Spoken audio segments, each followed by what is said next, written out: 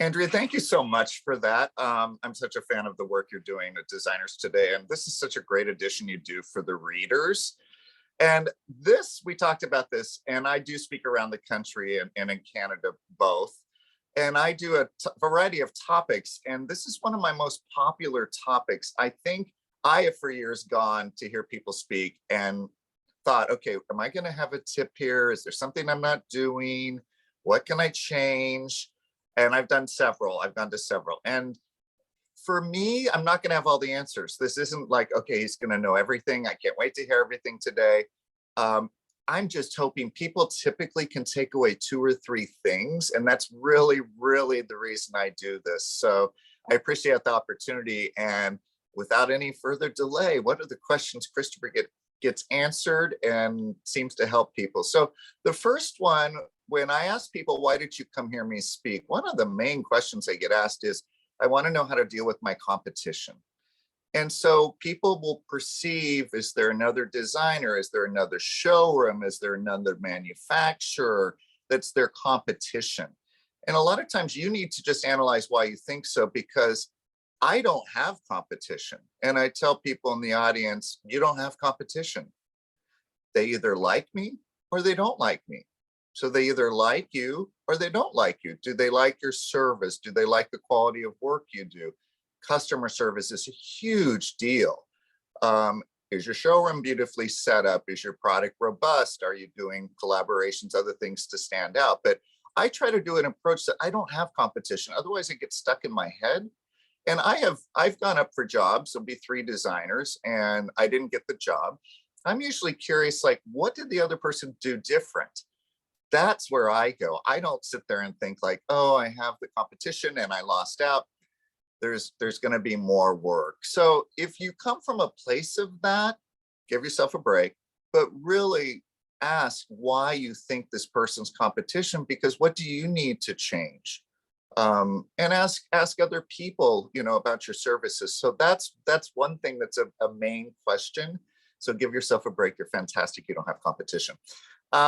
Another big question, I'm really fortunate. I am in one of the most famous zip codes in the world, 90210.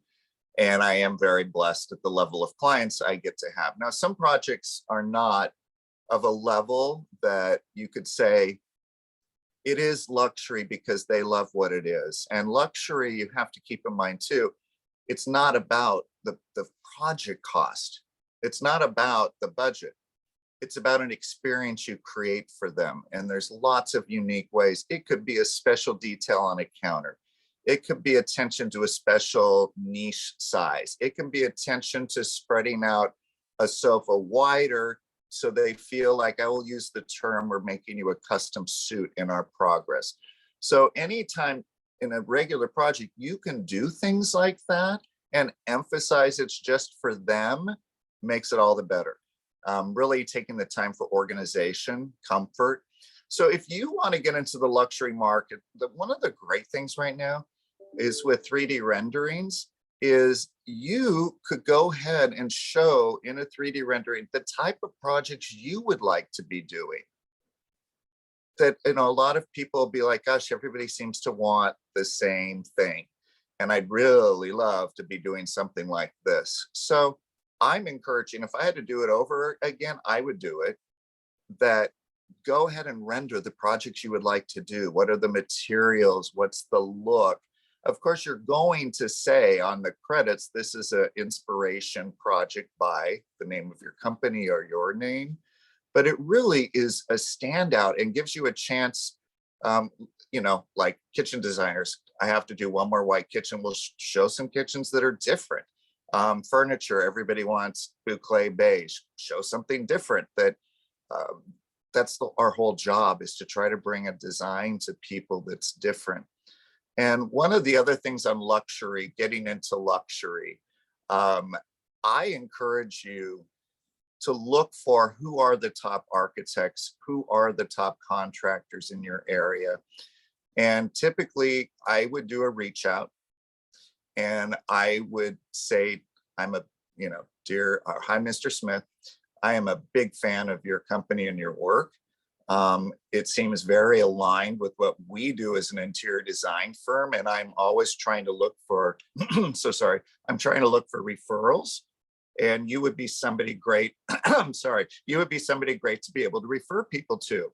Could we get together and talk more about that? You're not going to call and say, hey, we're a design firm. Do you have work for us? You're going to compliment that person. That's what's going to make them pause and get their attention, because we all want to be appreciated. And then, so what you're looking for is the opportunity to meet them in person. And a lot of times we're all busy. And so they may say, oh, this sounds really interesting. I can't get to it right now, Mr. Smith. So when can I call you back? I don't want to be that person that's annoying, but this is really exciting.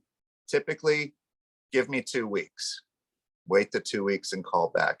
But set up something that's in person, just to really talk about what they do. I'll give you until there's a no, I still consider I have an opportunity. I'll give you an example. I really wanted a project in Hospitality Magazine a few years ago, and they liked the project. So the editor, Stacy, she liked the project. And so it was this, when can I reach out to you again? Can I reach out to you? I kind of call it guilting them, because they're interested, they're just busy.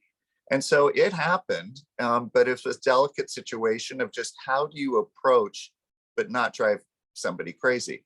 But if you can get one of those partnerships going with somebody that is a luxury level, it just is a continuous opportunity. Impress them, impress the client. So that's one of the tips. And also, if you can try to participate in things that are a showcase house, sometimes there may be a high-end store that likes to do vignettes or about design, or you can create a partnership with them where you're doing design using some of their product. Schools is another one. Private schools, those people's friends have money. And so when I started out, I was doing gift certificates, 2 hours of time, and every one of them did turn into a project. And so it's your time, but those people in public and private schools, everybody there has money typically, and you do a good job, they're going to tell their other friends. And take the time on your luxury projects or the projects. It could even be you have a whole project, but there's a section of it, or you could do a romance shot that really shows off some details that are luxury. It doesn't have to be the whole room. And luxury, again, like I said, we've done the $15,000 sofa and a $300 side table ordered online because it worked. Also, our clients appreciate that. I've never had a client say, spend whatever you want to spend. I'm waiting for that call, but it hasn't happened yet. So that's one of the ways I've gotten into more and more budget. I have been blessed. I am in this zip code, but it's out there. You just have to do a little diligence on it. And one of the other things when I do this as a topic is I ask people, we go and interview and we meet the clients and we start talking about what's your budget. And usually what happens, because I don't know why they think we control the budget, especially when there's construction involved mostly. And it's really important to know if they have some inspiration pictures. So they may say, look, we have $60,000, and it's not enough. And you just kind of, ooh, yeah, and what happens with me is they'll usually go, yeah, we weren't sure if that's enough. People buy cars, they buy clothes, they don't always know how much furnishing is, or lighting is, or cabinetry, or construction cost. So what I do in a delicate way is I'm like, well, look, here's for what you've shown me, what a typical budget is. What number would be uncomfortable for you? When I do this, I say, what number scares you? 50,000, 100,000, 125, 150. We can't go over 150. I have a budget. If they're stuck at 50, it's not worth your time. I've had people go out, oh, we do these spreadsheets and we do all these different studies and we go back and show this, and it's not worth your time. If they don't really know, here is where things are. And so that's a really, really good way to save yourself some time. And it's also respectful to them. When I was young starting, I thought I could do it. I would figure it out. And it just was not good for my reputation. So that's one thing that has really helped me. It's really helped me, especially when we're talking to contractors. The other thing I like to do is that how to not get blamed. The project goes over budget. And so meeting number one, when they're showing me inspiration pictures, wow, you have really good taste. And they're like, I know, it's a problem, I know. Well, we've got a budget in mind. Let's do our best. We'll show you a variety of product and prices. Then there may be another discussion. So, yeah, you have really good taste. I know. Well, we've got the budget. We're doing our best. Then you go to present. They're picking things. Wow, you have really good taste. Some of the things you're picking, I've got a variety of prices in here, but you're picking things that are sending the budget up. I know, I have good taste. Well, we're going to send you the budget. Do know I'm going to have options in there. It could be two fabrics. One fabric is less. We'll line item it separately from the budget to show them things we can get down in price.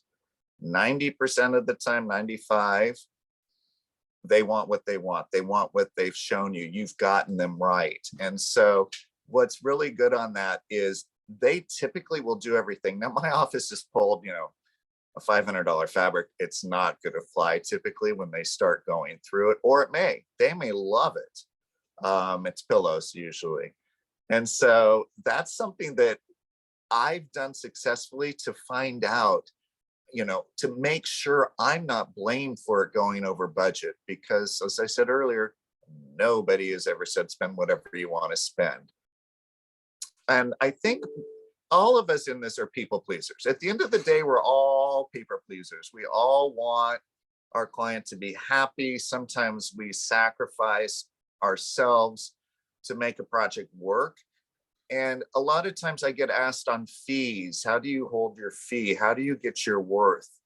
And right now, I'm sure a lot of us, I just raised our hourly. And usually the best way to do it, test it or do it on existing clients. That's a great way to practice, giving yourself, okay, I'm going to do a 10% increase. 10% increase. You've got a relationship with them already. So as you're doing that and getting your fee higher, you've now practiced where you have a new client and you can say to them, this is my rate. So that's one thing to really hold your fees. The other thing is we do hourly. We will do a project, commercial project. I can usually figure out a fixed fee for the design. We do purchasing too. Our markup's 35%, very transparent on that. We do a lot of custom, so we don't get shopped. But the on the fees, on flat fees, do not feel like if you're going out of the design scope, make sure your contract has you're going hourly, because you could just be spinning and spinning and spinning and they never make a decision. And you've not put in your contract, you have two choices. You have two revisions. That's it. Everything else goes out of scope. And if you're like us that offer project management, I've had projects that the project management fee has been double what the design fee was, because they want us to fulfill the vision we have with them. They want the confidence that we've got their back. And that's part of with fees is them knowing you're fighting for them, that you really have your client protected. And so that's one thing to do. Another question I get asked to is it worth it? The client we have a scheme, we now have a budget, it's a little bit more money. I had a client, is it worth it? We love I think it was a tile, it was a natural stone tile. And they said, can we represent it? Told them the pricing on the budget. They said, can we go out and look at some options for pricing? I said, absolutely. Let me set up some meetings of different people we use and you go and look and see. That's totally fine. I will say, I don't want you spending all your money on me coordinating it. Yeah, please go look, please be part of the process. And so they come back and will say to like, okay, our favorite thing is the one you originally picked. Is it worth it? And so with this particular project, I took the grand total of what the material was. And I said, how long will you be in the house? They said at least 10 years. 10 years into the amount of material. And I held up my phone. I'm like, it'll be $17.50 to have what you want for 10 years. And they just burst out laughing. The conversation was done. And so that's one thing about, is it worth it? Now, it has served me very well too, when we talked about a project going over budget, to already know, hey, yes, we're over this much money, but you don't plan to move. And this is something that, this is what the costs will be. This is what it will come out to be over the time period you're going to be here. So often it softens the blow, because it's a lot of money to spend up front. It's a lot of money that they're giving us for a lot of products. Some of it, like with my clients, they haven't exactly seen because it's custom. That's another tool I've used to handle, is it worth it? Now, some of the stuff I have going on too that people are curious about is a product pursuit. I get asked, what does it take? What's involved? Basically, to start with, it is like starting an entire new company. And if you're doing product pursuit with your existing company in place, I hired a COO to get it going, to get the process going. But a simplified way on that, if I was able to do it again, I would have tried to have found somebody to fabricate and do fulfillments. You would have a couple bar stool designs. Here's your 3 fabric choices. Keep it simple. They would handle execution. They would handle fabrication. They would handle returns and damage. You're establishing yourself as a product designer. If I had to do it again, we do a lot of custom, and I never photographed what we did custom as a standalone item. When I started with a licensing agent, that was question number 1. Do you have a lot of product design custom? And it's like, oh, I have a ton, but I never photographed it. And so it really becomes a situation, I'm sorry. It becomes a situation of just plan ahead if you want to do it. But also keep in mind that one of the other best things to do is, I just did this talk recently, and I asked, who are your relationships with already? Who do you know already, especially if you buy a lot from them? And I asked the audience, that, and what did they want to do? And there was one that I was a keynote, and it was a business consulting one. And I had to say to the director of it, I said, can I give hard love? And I just said, the phone's not going to ring. The phone's not going to ring. You are going to have to do the work. Now, the beautiful thing right now with product, there's a lot of companies that thought they needed a celebrity. They thought that was going to make the sales. Now, on some people, yes, the HGTV, there's some of them that have such a fan base, and it's a fan base, is one thing. At the end of the day, is it a good design, and is it going to sell? So keep that in mind. I have some social media following, but I also understand, here's the design. One thing that's also going to impress who you're pursuing, do you know how to do drawings to scale, CAD drawings? Do you know how to talk about margin and how it's made to save money? You can't have that ego if it's like, oh, this is what I want, and no, I only want it this way. It could be too expensive to build.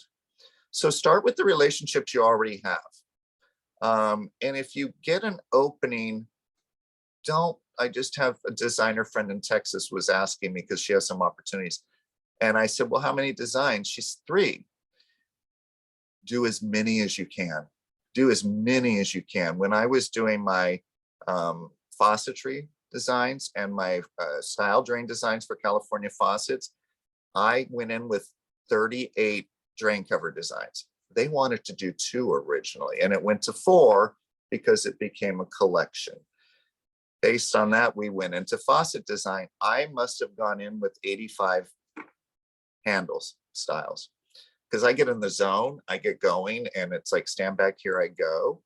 The thing with that is I then have designs that could cross over into different categories. And so that's another thing, is just think different categories, really look at who do you know. Now, if you have somebody you do a lot of custom with, like we do, and they also sell to the public, you can ask them, hey, the design you did for me, do you want to put it in your line and just give me a commission on what sells? If you want them to use your name, again, it starts to establish yourself as a designer, of product designer. Do that. But it is a lot of time. It's a lot of money. I'm very transparent on the involvement. I have a lot of fun doing it. It got me back in design. I think product, it's very intimate for me to design. You don't necessarily have a client that's asking a lot of questions. And so that's a big question. But the greatest thing on it is there was a rug company, I think it was in Vegas, at the Vegas show, and I walked by the window and they did 4 collections with 4 designers from various parts of the country I'd never heard of. It doesn't matter. They may have a following in their region, and at the end of the day, is it a good design? So people are shopping, they're not necessarily looking for the name on it, unless, like I said, if the Gaineses. But overall, is it a good design? And keep in mind, you're going to need to sell it too. You're going to need to market it. So that's a little bit of what is involved in that. Some people don't want to do it, but they're just super curious what it's about. Another thing I get asked about is trends, which I actually call movements. So my friend Patty Carpenter is a color forecaster, and she taught me there's fads and then there's trends. So people start out the trend and it gets going and it becomes this, and at some point it will peak and it goes out of style. Some trends are very long term. It starts as a trend and I think it's here to stay. It's like satin brass. We'll use satin brass as an example. I don't know how many years ago, 9. I saw this much on a display at the Kitchen and Bath Show. It stood out. It was completely different. We hadn't seen it in a long time. And so to kind of trend forecast and trend spot and know what is going in the market, I start keeping pictures and watching what's going on. I have a pinup board, so there was the handles. Sure enough, I'm starting to see more. I'm starting to see more in furniture. I'm starting to see more in this. Now, it doesn't mean your clients are automatically going to like it. A lot of times I get asked, oh, what's trending? And I'll say a couple things, or I'll actually say, what do you think's trending? Because they may be picking what is not. Then I'll say, was that what you want? No, we just want to know what's trending. So what I do on forecasting on that is, like I said, I'll do a pinup board. I'll keep watching across the market.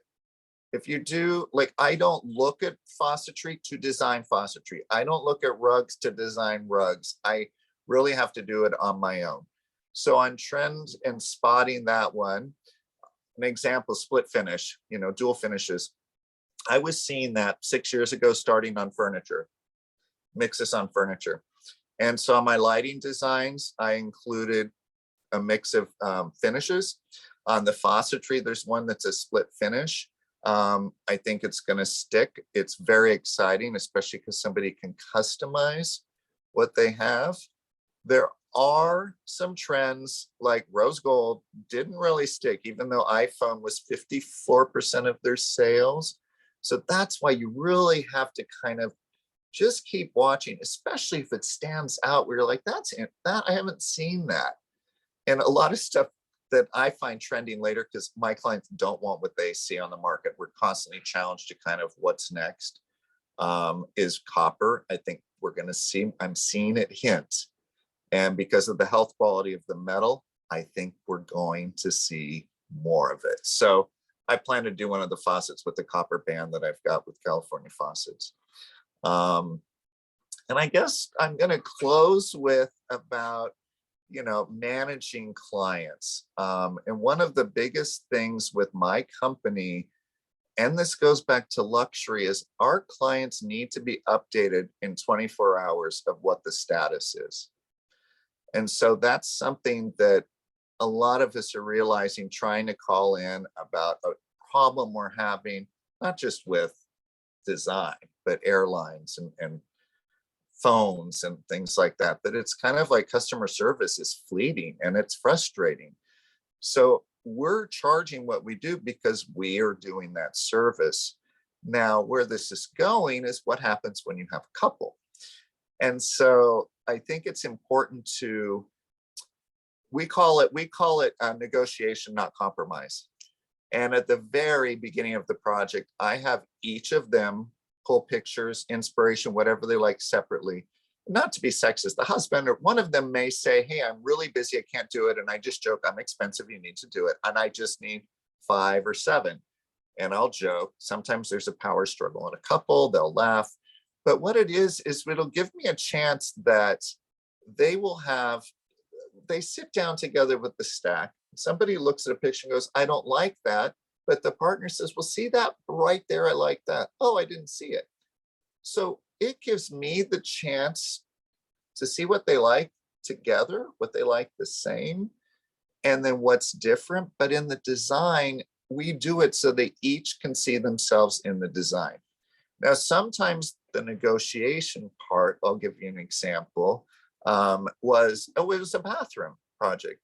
And it was a husband and wife, and the wife loved this very beautiful tub fill, very beautiful, was not inexpensive.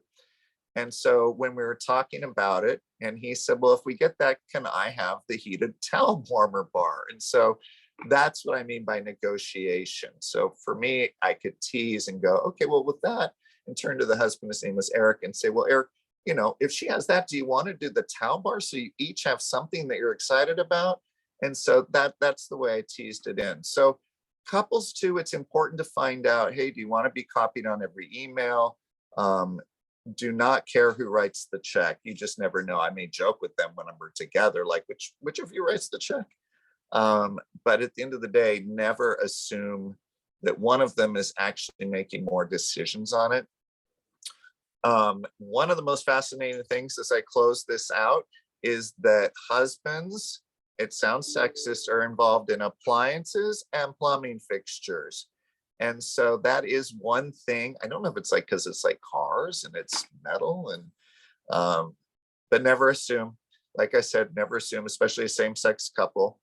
But I call it negotiation, and it's a great way to go. So those are some of the things that when I go and speak in different places, that I get asked, like how to deal with a client, how do you get into luxury? And so hopefully there, like I said, I don't have all the answers, but hopefully there's a few things that trigger you to say, I want to make a change in that, or I never thought about that. And you can apply it to your company and what you do. So Andrea, thank you so much. This was fun. I'm honored that you asked me, and thank you. Well, thank you so much, Christopher. That was amazing. You hit so many topics too, and I've been taking notes furiously. So now I have more questions for you. Okay, put me on the spot. But first, I want to say, I know you mentioned about guilting the press. I've been guilted, so we are very busy. So I know sometimes you have to. You have to. No, you guys are slammed. It's just like me and a sales rep trying to get it. Or usually the person I hire is the one that's following up with me. It means they're going to follow up with the client. Right, absolutely. And I love the tip about giving out gift certificates. I think that's a great way to people love free stuff. And so, let them have a taste of what you offer, and that works. Well, and just to clarify, usually it's a private school and it's part of the auction. It's part of a fundraiser. Oh, I see. Okay, good. Yeah, so we'll have a value on it. They can auction, but pretty much when I started doing that. Everyone lead it to a project, and there were referrals, and real estate agents are really good too. Oh, that's good. That's another good one. High-end real estate agents. Yes, yeah. So when you said about the competition, you shouldn't think of yourself as having competition.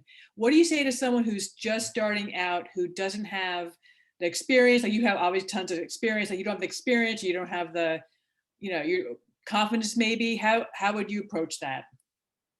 Concentrate on what you're good at. Concentrate on what you want to do. If you think somebody is competition, why? Mm-hmm. What are they doing that you feel like that's competition? because sometimes we get stuck. That's competition. We don't really want to do it, or it's not going to make us stand out. Right. And so I very much at the beginning, when I started, do you need a sofa slip covered? I am there to slip cover your sofa. I was starting out. I had one employee, Right. but I knew a direction I wanted to go with the designs I was doing. I knew I wanted to do commercial and residential. And there was a period we did trade show booths. It was one of these, Wow. you just kind of feel it out. But the decision, I'll give you an example on trade show booths. I'd done one and it developed into like 15, and they were fun. And my office was going around the country supervising the setup, and we had a lead on one. And I flew to Denver for the interview. Well, what happened was other companies give them a rendering, but we charge for that rendering. Did I feel it was competition? No, but I made the decision I don't want to do that anymore because it won't be profitable. So if you're starting out, really, what is it that you love to do that you feel is special? Because you have to love this business. You have to be passionate about it. And you could even talk to other designers or talk to suppliers that you think this competition buys from, and ask them about it. Ask them, what stands out. So maybe it's more of a mentoring or using it as an example of what you want to take away. It's like the Japanese, take what you want, leave the rest behind. Right. Very cool. And you also mentioned about fees. You charge by the hour, but I know some designers charge by the project. Like what, have you always charged by the hour? Like, what do you see the benefits of that? Well, I'll tell you one other secret on charging hourly on that one too. But we are 75% hourly, right? I mean, 75% hourly. We have a commercial is where we usually can do a fixed fee. Because it's over the years, it's got a very strong timeline. They're paying rent. They've got to get people in working. And we know here's the pieces every office is going to need. Now, yes, there's some great nuances with, like, we've done switch glass and we did a whiskey bar in a project. And so there's other nuances like that. Mm-hmm. On our hourly, what we do, we'll split travel time with the client. So people hear that, like, my clients have me come to Miami, they got a place in the Keys, or Chicago. I split the travel time. Okay. I can work on other projects while I'm traveling. Well, I can bill on other projects while I'm traveling. I'm not losing money per se. But on our time billing reports, we use Studio Designer. We have billable and non-billable time. So they see the split. If my office updates me on something, they will see I've been updated, what it's about. We didn't charge for it. And ironically, we got a call yesterday. He's like a multi-millionaire, and his person called asking about a bill for a month. And we've worked with him for a year and a half. And it was like, wow. Really? And so what I was able to point out on this particular incident was 1/3 of the bill we did not bill for. And so it gives you the power with your hourly. What I say is, my business manager thinks I'm ridiculous. Our contract is supposed to be every minute. I don't think it's fair. It'll be faster for me just to press invoice and say, oh, no, we just had a question. Right. So if you're going to do hourly, make sure you show it. And the other thing we do, which we stop over a period of time, we will say, okay, your bill's $1,000. I mean, my hour's worth $1,000. But here's 2 hours an hour non-billable. We will put on the invoice minus my hourly is $350. So minus $350. So they see, here's this discount. Here's the discount. That's how we do it. And also, we'll interview, and people like to negotiate. And I'll go in and I'll say my hourly, because I do have some projects, small consultation, it's $500 an hour for 2 hours minimum. So again, I'm very transparent on it. Mm-hmm. But if you know, or you think they're going to be negotiators, I will say during the interview, my hourly is $400 an hour, but since you're a referral from the Smiths, I love saying the Smiths, I'm going to give you a 10% discount. And so if in the conversation later, they say, well, would there be an additional discount? You can just kind of pause and say, I already gave a discount. Mm-hmm. And so that's part of protecting your fees. Another thing I like to do is when that person, I don't know if all the designers get this, somebody says, oh, the Smiths told me, I love what you did. Can we meet tomorrow? And Right. I will respond. My first available, I think, is in 2 weeks, but I will try to move something around for you. The reason, I don't want them to think we are going to jump every time they call. Right. It's a Have to set profession. boundaries. Right. We're professional. It establishes a boundary right away. Now, can I do it in a week or so, less than 2 weeks? Absolutely.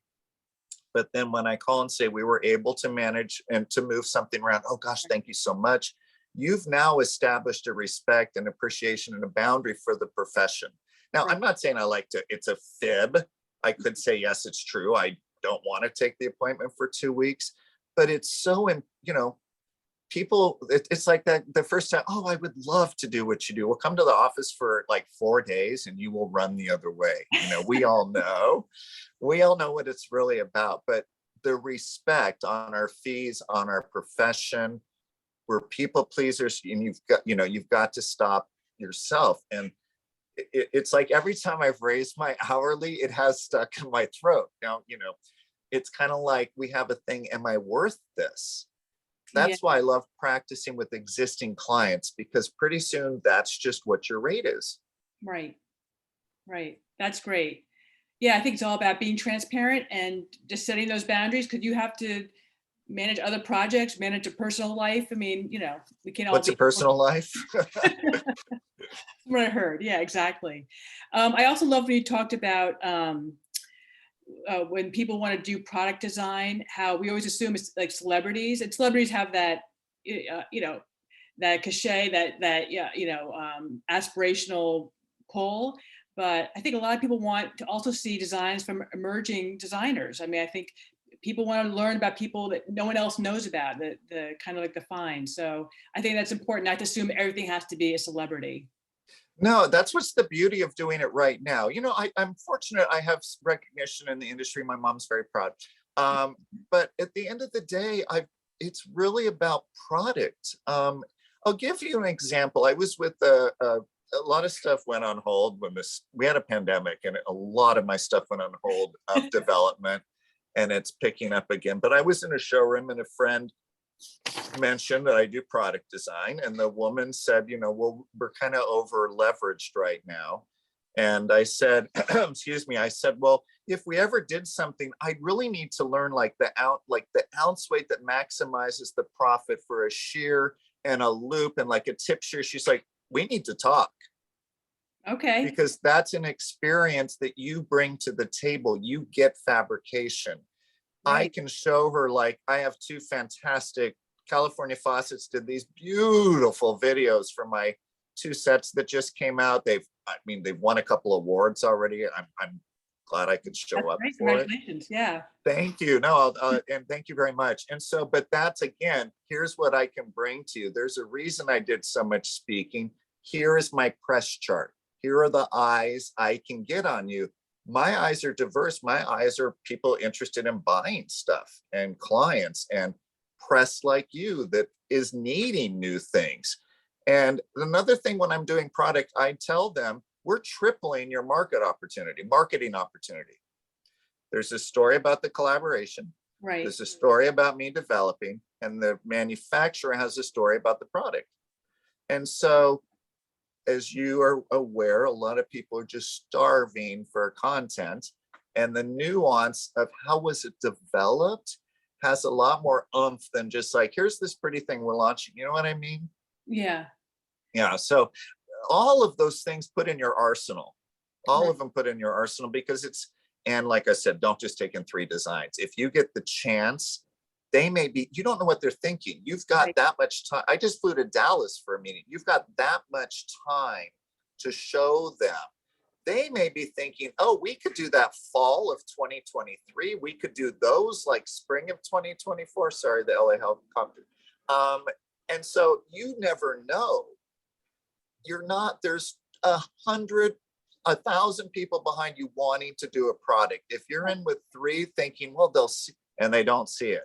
If you Right. have ideas, you've got to show. You think these people like, oh, they'll know what I mean. Right. You've got to show what you mean. We render it. I go in with renderings. You had said, right. And it's done, and I can do the drawing. So it's a lot of people are fascinated by it, but as I said, if you've got some connections, you can start out with some baby steps, or if you've done a ton of custom, you have a collection. You potentially have a collection. Right. And you already know what the pricing was. So you would know how to nuance it a little bit. Right. Well, great. The only other comment I wanted to say was I can't believe in Beverly Hills, no one's ever said, spend what you want. There's no budget. Really, you think one day. No, I mean, I'll give you, I had a client that has a villa on an island in Croatia, and I'm thinking, oh, well, and no, we have helicopter footage. We have 3 camera crews that went through the house. I'm like, really? Some of them, there's a reason they're billionaires because of what they've done, and they have a thing on budget. And, I say that, but we've had some very gracious budgets. It hasn't just been do whatever I want to do. Right. I have a dream that clients, and and it's not even about necessarily the budget. It's just when you start getting random constraints of like, oh yeah, we don't want to spend that much. You're like, but you want a sofa made for $30,000 from your friend. We picked out the fabric and stuff, but you don't want to spend $85 a yard on the fabric. I'm making this up. There's little quirks, which we all have them. We all have those little quirks, Well, but yeah, exactly. yeah. Christopher, this has been wonderful. Thank you so much. Oh my gosh, my pleasure. Thank you for having me. I hope, like I said, that somebody has some things they can take away from this. It's part of why I do this. So. Away. Absolutely. And if anyone watching has any question for Christopher, we'll put his information in the chat. But Christopher, thank you again for so much for your time. Oh gosh, thank you. All right, thank you. Thank you. See you soon. Thank you, everybody.